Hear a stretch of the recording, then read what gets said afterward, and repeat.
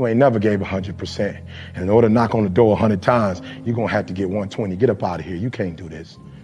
And you're going to have to fight and fight and fight and fight.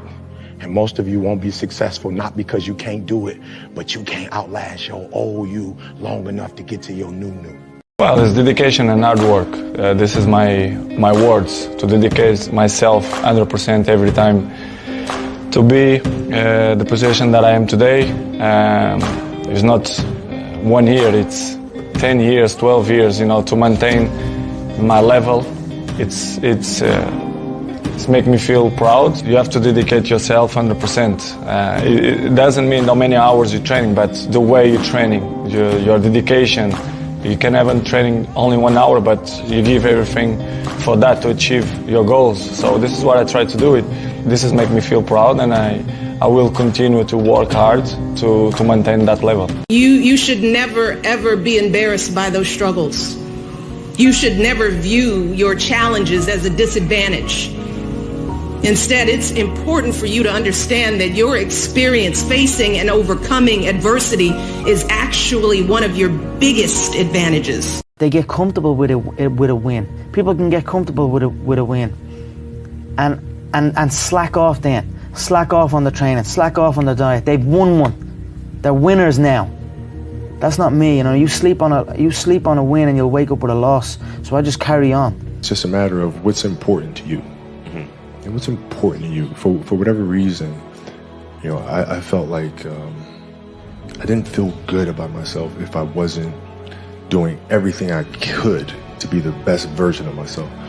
If I felt like I left anything on the table, it would eat away at me. I wouldn't be able to look myself in the mirror. And so the reason why I can retire now and be completely comfortable about it, because I know that I've done everything I could to be the best basketball player I could be. And so that's where it comes from for me. You can't leave any stone unturned. As a child, my parents always told me you could be whatever you want to be. You could do whatever you want to do. And, that office, that position, the highest office on the face of the earth, it was something I heard my parents saying it, but I didn't totally believe it. Yet I went out in the world and I carried myself and I held my head high and I stood there and I looked people in their eyes and I talked to people as if I was deserving of everything that this planet has to offer. To children out there and to people who are watching, Confucius said one time, he who says he can and he who says he can't are both usually right. My hero, that's who I chase. Now when I was 15 years old, I had a very important person in my life come to me and say, who's your hero? And I said, I don't know, I got to think about that. Give me a couple of weeks. I come back 2 weeks later. This person comes up and says, who's your hero? I said, I thought about it. You know who it is? I said, it's me in 10 years. So I turned 25 10 years later. That same person comes to me and goes, so are you a hero? And I was like, not even close. No. She said, why? I said, because my hero is me at 35. So you see, every day, every week, every month, and every year of my life, my hero's always 10 years away. I'm never going to be my hero.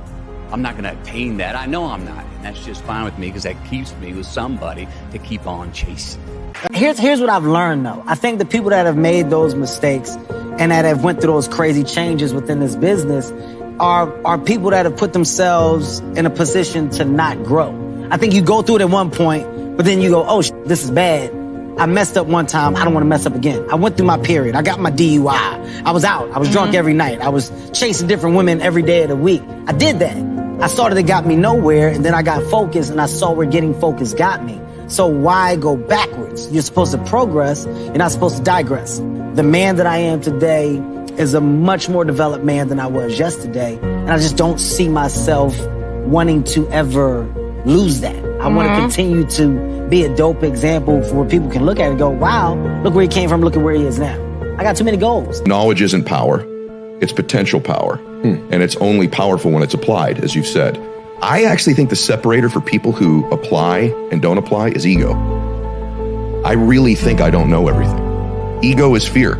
Ego applies itself in lots of different ways, but probably the fact that you're not applying what you're learning is ego related in some way. You need to be clear what it is you really want. I always tell people, know not only what you want, but why you want it. I know this is simplistic, but Most people just don't do the blocking and tackling of their life.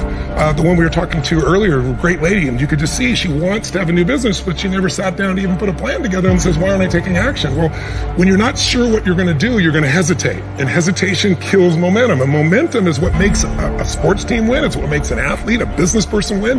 When you get momentum, it's like takes enormous energy to get a rocket out of our gravitational pull of the earth. But out of the solar system's easy. Once it has momentum, it takes less fuel, less energy. Starting a relationship, starting a business, changing your body, it takes so much in the beginning. But once you get going, it's actually really easy.